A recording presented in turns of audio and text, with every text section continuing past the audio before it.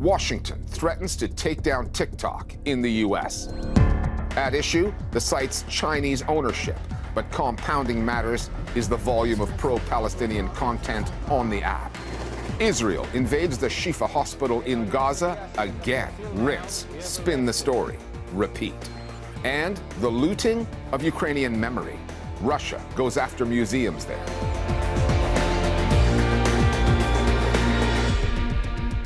Ten days ago, the U.S. House of Representatives voted overwhelmingly to force the Chinese-owned app TikTok to be sold to American interests or face a ban. Threatening to cancel a platform favored by teenagers with about 170 million American users has not proved popular. American lawmakers contend that TikTok is a national security risk, a potential tool for Chinese espionage and election interference. However, they have produced precious little evidence to back that up.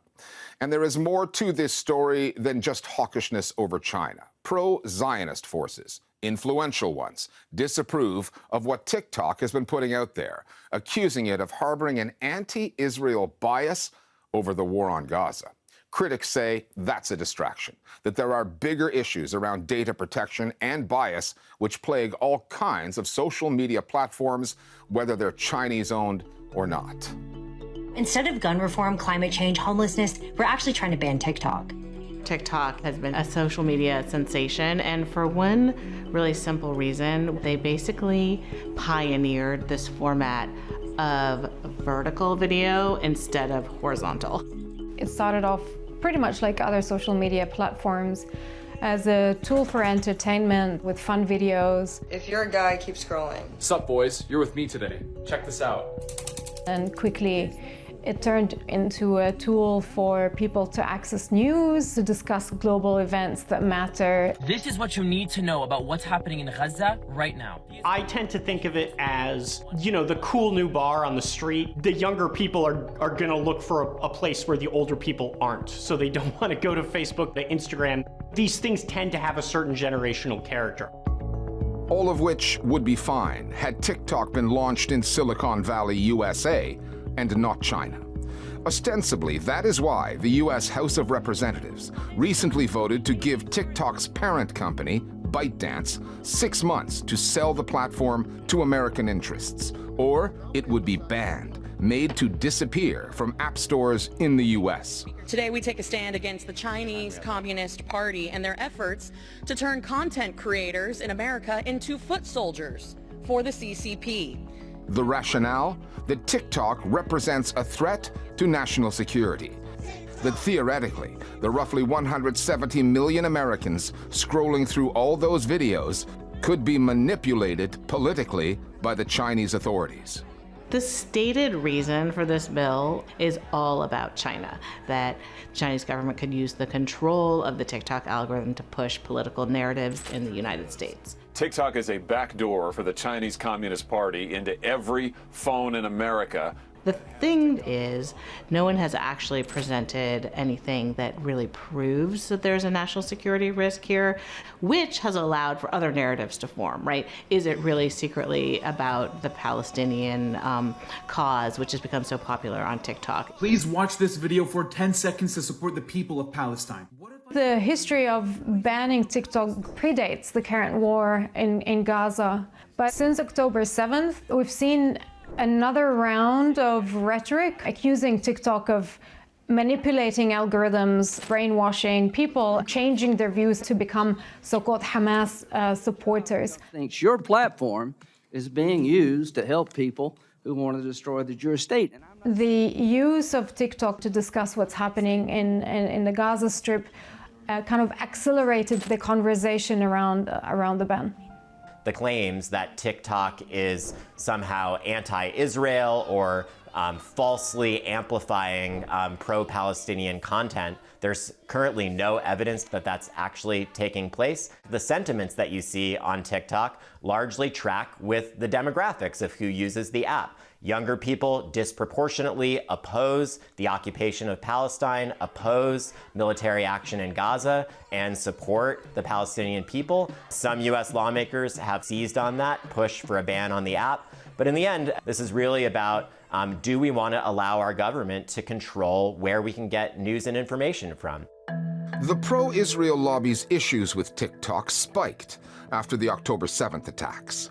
From the early days of the war, pro-Palestinian hashtags, such as Stand with Palestine, were out-trending those on the other side, like Stand with Israel. It wasn't even close. Jonathan Greenblatt is the head of the Anti-Defamation League, an NGO dedicated to combating anti-Semitism in the U.S. Last week, this leaked phone call surfaced. It took place in early November. The issue in the United States' support for Israel is not left and right. It is young and old. And so we really have a TikTok problem, a Gen Z problem. We've been chasing this left-right divide. It's the wrong game. And unlike Greenblatt's generation, Gen Z is not exactly enthralled with what mainstream news outlets in the U.S. have to say, particularly their reporting on Palestine and Israel. As we see the devastation and chaos come out of Gaza, I think there's only one question on our viewers' minds. Do you condemn Hamas? Large media organizations in the US have been very careful to toe a kind of Washington consensus line around Israel. That has made the voices, the pro-Palestinian voices that exist on TikTok, more noticeable because they're in contrast to what people are hearing elsewhere. You know, we can blame it on TikTok, we can blame it on extreme left-wing. It's a very canny political move to say, well, here's this thing that my supporters don't like, and the reason other people are supporting it is because they've been brainwashed with this algorithm. The confusing thing about the Jonathan Greenblatt at the ADL is that none of those arguments are being made in the open as a reason for this ban. The ban is very specifically being tied to the China narrative. A lot of people have said actually that their pro-Palestinian content has been censored on TikTok. See, right there, free Palestine, and it immediately got throttled, and I could tell. But I don't think I've seen any convincing evidence that there is a bias in the algorithm. The challenge with understanding the TikTok algorithm is we have no transparency into it. So we can only make guesses, and that's true for all of the algorithms and all of social media, right? Another salient question, is TikTok even Chinese? 20% of its parent company, ByteDance, is owned by its Chinese founders, another 20% by TikTok's employees around the world. The remaining 60% is owned by global investment firms, Western capitalists more loyal to the profit motive than to Chinese communism. People cut from the same corporate cloth as Steve Mnuchin, an ex-member of Donald Trump's cabinet, who is currently putting together a bid to buy TikTok. And users love it, so it shouldn't be shut down. That would leave TikTok and Twitter, dominant platforms, in the hands of two MAGA Republicans. What Washington and Beijing have in common on this story is the hypocrisy. With the U.S., the so-called land of the free, threatening to put a lid on freedom of expression, while China, land of the firewall, having banned Twitter and other sites, now condemns America for going after TikTok. It is very hypocritical for the Chinese government to push back when it has this established record of censorship and surveillance. 美国众议院通过的这个法案，让美国站在了公平竞争原则和国际经贸规则的对立面。 The move to ban TikTok would encourage other authoritarian regimes around the world to do the same. What would stop a government like Saudi Arabia or any other government that thinks this application is a national security threat? Finally, young people do have the platform to freely express their opinions and challenge existing narratives, and that is seen as a threat by American politicians that see no problem with Israel's genocidal war, but with a Chinese-owned app. The upper house of the U.S. Congress, the Senate, still has to decide whether it will take the TikTok legislation forward. President Biden has vowed that if it does, he will sign the bill into law. If they pass it, I'll sign it. Even though he is currently campaigning for re-election on the platform. Ultimately, though, the TikTok debate is a diversion away from the real issue: the utter lack of regulation of social media in the US compared to the European Union, for example. The way our user data is gathered and harnessed by big tech, not necessarily to our benefit. We desperately need privacy legislation here in the US. It is a national embarrassment that we do not have basic laws preventing companies from harvesting our data and using it to manipulate us. Because whether TikTok is collecting your data or Instagram is collecting your data, once it's shared with data brokers, your data can easily fall in the hands of the Chinese government or another government. So we're not solving any national security problem by banning TikTok. Really all we're doing is taking away a platform that many, many people use to share their views, to create community, and to express themselves. We need to talk about TikTok. If the pro-Israel lobby wants to preserve what is left of the country's reputation, it could forget about TikTok and lobby the Netanyahu government to stop committing war crimes. Stop killing Palestinian civilians at such an ungodly rate. Stop blocking aid and starving people to death. And stop shooting the messengers, millions of them on TikTok, for merely exercising their freedom of speech, showing their humanity. Because the platform is not the problem, it's the content, and Israel keeps on providing it. Israel has conducted yet another gruesome raid on Gaza's largest hospital, its deadliest yet, and abducted Palestinian journalists trying to cover the story, including one of Al Jazeera's own. Nick Muirhead is here with the details. This past Monday morning was the fourth time that Israel has invaded al-Shifa hospital in Gaza City. Military spokesman Daniel Hagari then claimed that hundreds of Hamas operatives were inside the building and had opened fire on Israeli troops. The number reportedly killed as of this recording is approaching 200 and continues to climb. Hundreds more have been arrested. Until now, we have arrested over 250 Hamas and Islamic Jihad terrorists that we identified. That claim is false because among those arrested were several journalists, including Al Jazeera correspondent Ismail Al-Ghul. After his release, he described his treatment in custody.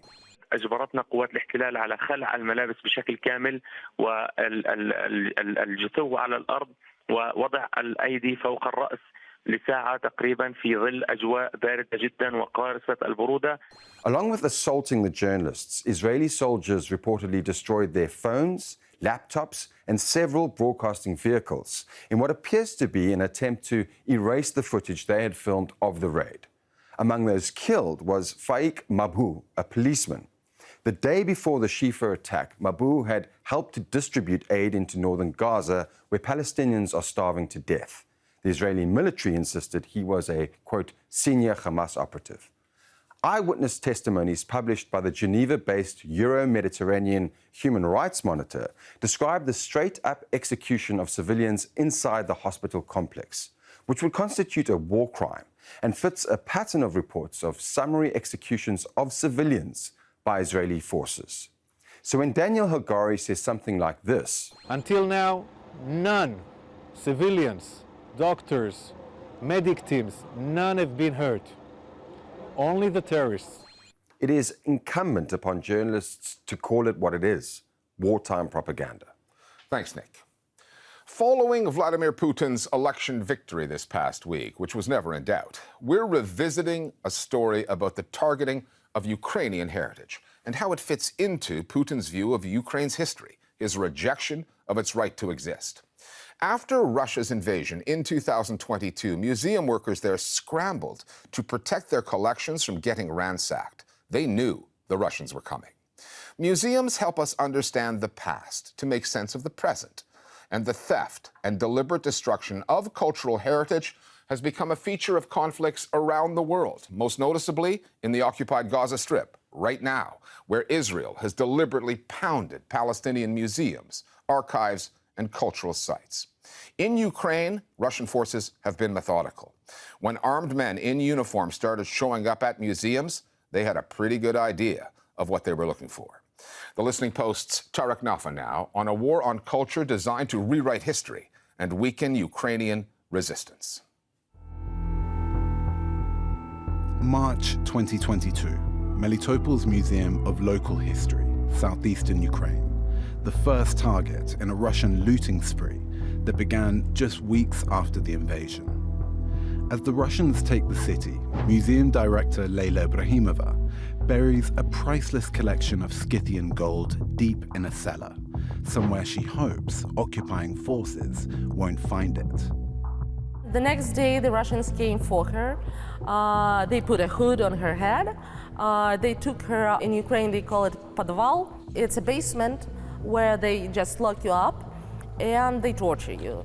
They wanted to know where the collection was. The only thing they underestimated was her character. And when they put a gun to her head, she said, "I'm not afraid of you. No, I'm not afraid to die." I'm sorry. Now she's in a safe place, but her family is not safe, so she cannot talk about it. They target museum workers and museum directors specifically because they are leaders for their community.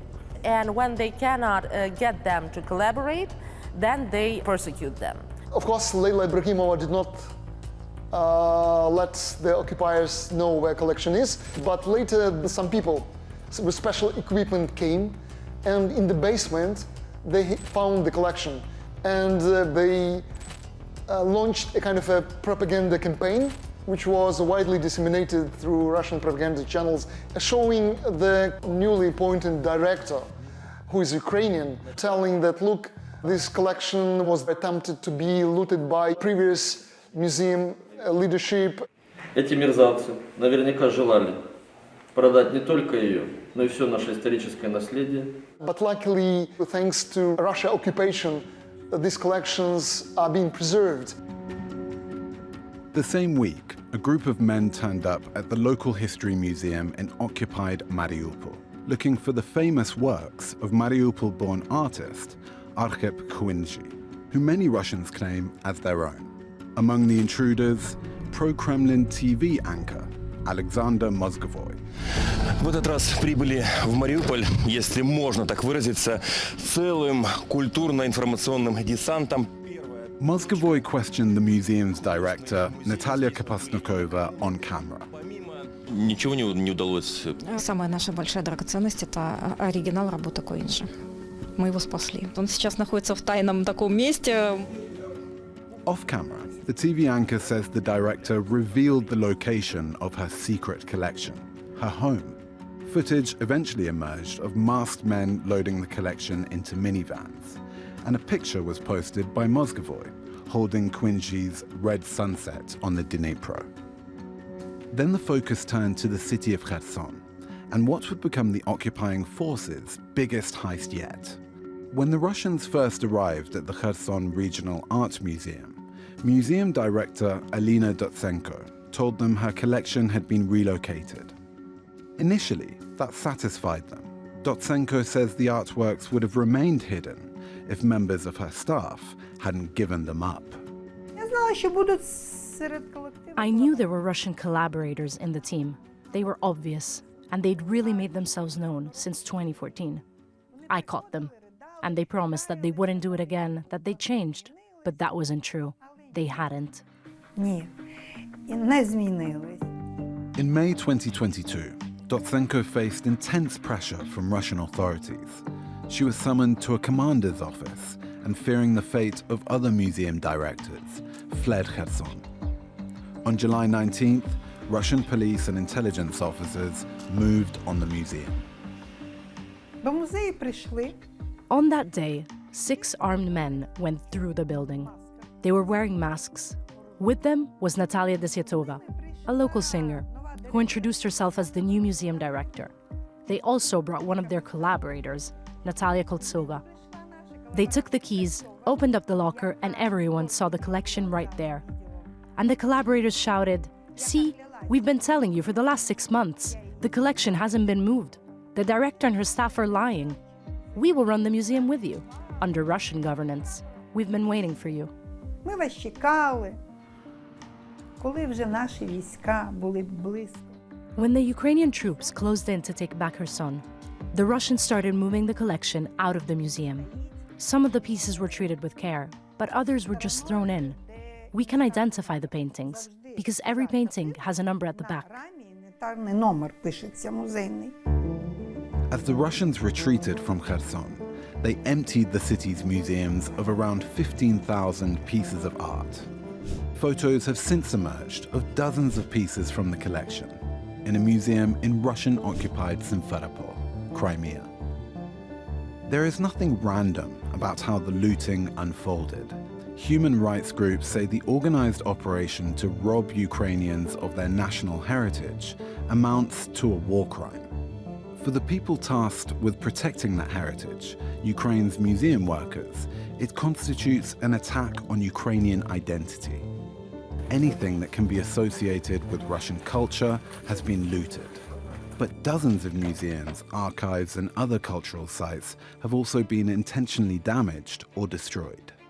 Putin, he is destroying and targeting what he cannot associate with the Russian culture. For example, right behind me, those are the artifacts from the Ivankov Museum of Local Lore. It was the first museum that was actually precisely hit by a Russian missile. And it had a great collection of artworks by Maria Primachenko, a very widely known Ukrainian naive painter who absorbed Ukrainian tradition into her artwork. They targeted that museum. And those artists and their artworks are very connected to real Ukrainian identity, were neglected or imprisoned in Soviet times. International monitoring satellite laboratories prove that no other building was hit, so it was intentionally damaged. Putin, on the 21st of February, clearly declared that Ukrainian cultural heritage is something which belongs to Russia. And by attacking our cultural heritage, they attack our national identity, trying to just clean up everything which is connected to us as Ukrainians. До этого никакой Украины не было в истории человечества. Vladimir Putin has repeatedly dismissed Ukraine's history and trivialized the idea of a distinct Ukrainian identity separate from Russia. Ukrainians see continuity with episodes from Russia's imperial past, the push in the 18th and 19th century to suppress the Ukrainian language, or later, in Soviet Russia, the mass targeting of Ukraine's cultural leaders, historians, and writers.